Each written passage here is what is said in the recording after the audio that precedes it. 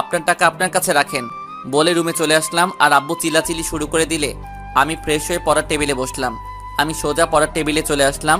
আব্বু চিল্লাচিল্লি করতে শুরু করলে আমি চুপচাপ করে বসে আছি। হঠাৎ রুমে আম্মু আসলে এসে বলে, কি দরকার ছিল এত দেরি করে আসার? এখন তোর আব্বু চিল্লাচিল্লি করছে। আমি আম্মুকে বললাম, এখন আমি পড়বো, তুমি যাও বলে আম্মুকে পাঠিয়ে দিলাম। আর আমি পড়তে শুরু করলাম। কালকে পরীক্ষা হিসাব বিজ্ঞান, তাই ভালো করে পড়তে হবে, লিখতেও হবে। রাত ভরে শুধু লেখছি আর লেখছি। কখন যে পড়ার টেবিলে ঘুমিয়ে গেলাম। সকালবেলা কারো ধাক্কায় আমার ঘুমটা ভেঙে আমি দেখলাম মারিয়া। ওই, তোর না পরীক্ষা আর তুই এখন ঘুমাস? পরীক্ষা, আমার টেনশন তোর কেন? টেনশন তো আমারই থাকবে, কারণ আমি সব সময় চাই আমার ভাইয়া যে ভার্সিটির 1 নাম্বার হয়ে থাকে, 2 নাম্বার হতে যেন না হয়। এই কাহিনী না? আচ্ছা যা, দেখবি তোর ভাই 1 নাম্বার হবে। আচ্ছা যাও, এখন গিয়ে ফ্রেশ হয়ে নিচে আসো। 8:40 বাজে, আমি তোমার রুমটা গুছিয়ে দেই। ওকে বলে বাথরুমে চলে গেলাম। গিয়ে গোসল করে এসে দেখি রুমটা গুছিয়ে বসে আছে মারিয়া। আমি রেডি হয়ে মারিয়া আর আমি একসাথে নিচে গেলাম। আমি নাস্তা করে বের হলাম। বাস স্টেশনে গিয়ে দাঁড়িয়ে আছি। বাস এলে আমি বাসে করে ভার্সিটিতে আসলাম। আজকে একটু তাড়াতাড়ি চলে আসলাম। মাঠে এক কোণে বসে আছি আর ভাবছি আকাশের কথা। আকাশ থাকলে না কত ভালো হতো। হঠাৎ করে একটা কাশির শব্দ হলে দেখলাম আদিবা আমার সামনে দাঁড়িয়ে আছে কিছু ফ্রেন্ড নিয়ে। আমি বললাম, সমস্যা কি আপনার? সমস্যা হলে তুই আচ্ছা বলতে তুই কেমনি এই ভার্সিটিতে ভর্তি হলি? তোর মতো ফকিনির পোলা তো এই ভার্সিটিতে চান্স পাওয়ার কথা না। সে আপনি না জানলেও চলবে। আপনি আমার পিছে পড়ছেন কেন? আর আপনি জানেন আমি ফকিনি না, কোটিপতির ছেলে। এমনিতে হতে পারে আমার বাবা 10 জনের একজন। হুমা বলে কি এই ফকিনের বাচ্চা মানুষ রাতে স্বপ্ন দেখে, আর এই ফকিনের বাচ্চা তো দিনের বেলা স্বপ্ন দেখে রে। আমার রাত চেপে বসলে মাথা, এই মাইয়া শুধু আমাকে ফকিনি বলে। এইটা শুনে আমি ক্লান্ত হয়ে গেছি। আজকে কিছু একটা করতেই হবে। থাপ্পড় দেওয়া যাবে না। একেবারে যখন তার শিক্ষা হয় নাই তার আর হবেও না, তাই মনে মনে সিদ্ধান্ত নিয়ে ফেললাম। তার ফ্রেন্ডের সামনে তার ঠোঁটে কিস দিয়ে দিলাম। আদিবা অনেক জোরাজোরি করছে ছাড়ার জন্য। আমি শক্ত করে ধরে রাখছি। 30 সেকেন্ড পরে ছেড়ে দিছি আর বললাম, এখন কি করবি? এই ফকিনির বাচ্চা, তোকে কিস করছে, এখন কি করবি? তোকে তো আমি দেখে নিব। যা যা, পারলে কিছু করে দেখাস বলে চলে এলাম পরীক্ষার হলে। সময় আছে 10 মিনিট। একা একা বসে আছি।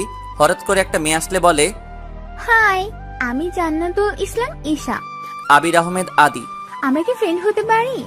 না। কেন, কোনো সমস্যা?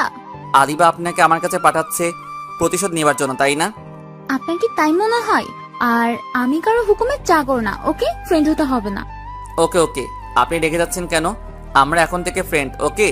তাহলে তুই করে বলবি, আপনি না, ওকে? এর মধ্যে আদিবা তার ফ্রেন্ডের নিয়ে চলে আসলে আর আমি জান্নাতুলকে বললাম, এখন তুই গিয়ে তোর সিটে বস। এক ফকিন্নি আরেক ফকিন্নির খবর রাখে। তখন বলে হাসতে থাকে তার ফ্রেন্ডগুলো। যে মেয়ে ফকিন্নি কিস খায় সে মেয়েছে কত বড় লোক তা আমার জানা হয়ে গেছে। তখন আদিবা সাথে সাথে আমার শার্টের কলার ধরে ফেলায়। আরো কিছু একটা বলতে যাবে, এর মধ্যে স্যার চলে আসলো। কি হয়েছে এইসব? স্যার, এই তো ছোট লোকটা আমাকে তোমাকে কি করেছে সে? আমাকে স্যার বলতে পারবো না। যদি বলতে না পারো তাহলে ওকে ছেড়ে আর সোজা হয়ে বসো। আদিবা লক্ষ্মী মেয়ের মতো করে আমাকে ছেড়ে দিল আর আমি সোজা হয়ে বসলাম। তখন স্যার সবার উদ্দেশ্য করে বলে, এইটা হলো শিক্ষা প্রতিষ্ঠান। এখানে ছোট লোক বড় লোক বলতে কিছুই নাই। এখানে সবাই জ্ঞান অর্জন করার জন্য এসেছে।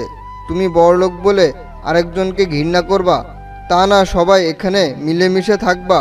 আর কখন আদির সাথে আদিবা ঝগড়া না দেখিয়ে বলে দিলাম, যদি দেখি তাহলে সত্যি সত্যি দুজনের জন্য অনেক কঠিন শাস্তি আছে।